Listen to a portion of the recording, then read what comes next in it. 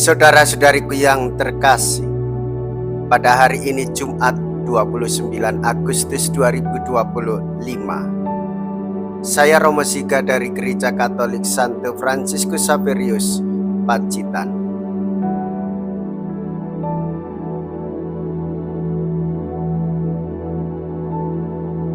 Dalam nama Bapa dan Putra dan Roh Kudus.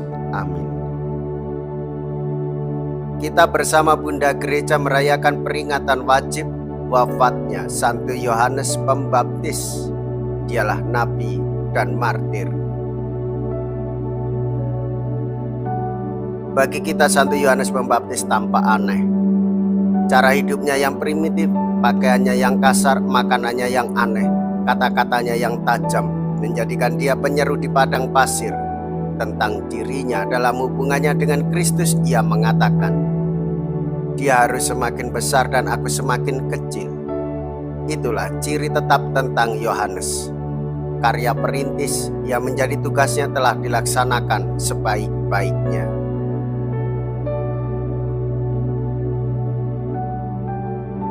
Aku mau supaya sekarang juga engkau berikan kepadaku kepala Yohanes Pembaptis.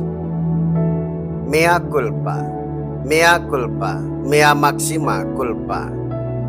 Saya berdosa, saya berdosa, saya sungguh berdosa. Semoga Allah yang Maha Kuasa mengasihani kita, mengampuni dosa kita, dan menghantar kita ke hidup yang kekal. Amin. Marilah kita berdoa.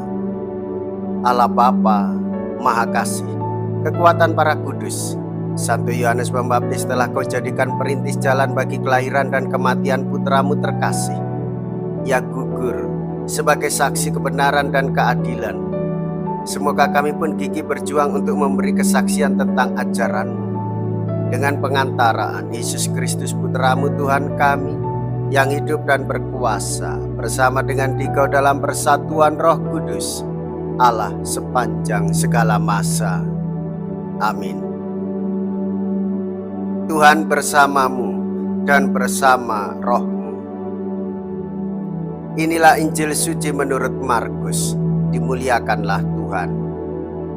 Markus bab 6 ayat 17 sampai dengan ayat 29. Sekali peristiwa, Herodes menyuruh orang menangkap Yohanes dan membelenggunya di dalam penjara berhubung dengan peristiwa Herodias, yakni karena Herodes telah memperistri Herodias, istri Filipus, saudaranya.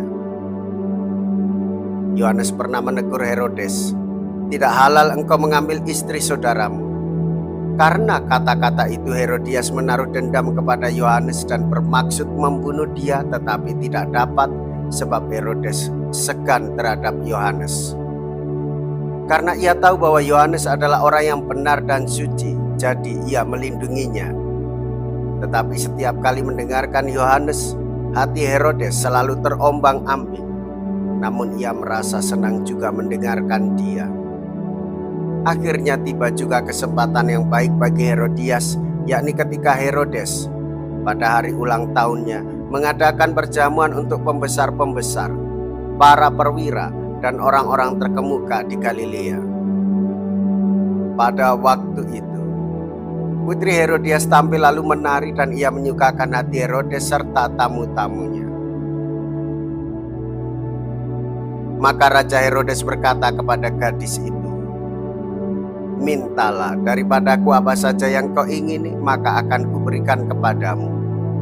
Lalu Herodes bersumpah kepadanya, "Apa saja yang kau minta akan kuberikan kepadamu, sekalipun itu setengah dari kerajaanku." Anak itu pergi dan menanyakan kepada ibunya, "Apa yang harus kuminta?" Jawab ibunya, "Kepala Yohanes Pembaptis." Maka cepat-cepat ia pergi kepada raja dan meminta, "Aku mau supaya sekarang juga engkau memberikan kepadaku kepala Yohanes Pembaptis dalam sebuah talam." Maka sangat sedihlah hati raja, tetapi karena sumpahnya dan karena tamu-tamunya, ia tidak mau menolaknya. Raja segera menyuruh seorang pengawal dengan perintah supaya mengambil kepala Yohanes. Orang itu pergi dan memenggal kepala Yohanes di penjara. Ia membawa kepala itu di sebuah talam dan memberikannya kepada gadis itu, dan gadis itu memberikannya pula kepada ibunya. Ketika murid-murid Yohanes menegur hal itu, mereka datang dan mengambil mayatnya, lalu membaringkannya dalam kubur. Demikianlah sabda Tuhan. Terpujilah Kristus.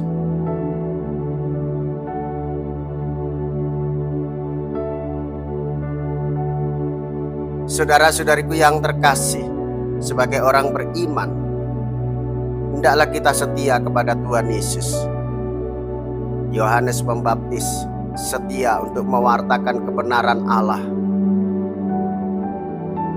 Ia berani melawan segala kesoliman dan kejahatan, dan bentuk-bentuk perselingkuhan ataupun mengambil istri saudaranya. Ia berani menegur, meskipun dia harus menjadi martir, kepalanya dipenggal. Namun ketahuilah, seorang nabi akan berbicara benar tentang kebenaran Allah, dan isi pesannya pasti akan disukai oleh banyak orang karena mengarahkan orang kepada kebenaran. Orang-orang yang benci pasti melawan kebenaran. Orang-orang yang benci ingin selalu menang sendiri. Orang-orang yang benci tidak mau dicampuri oleh Tuhan Allah.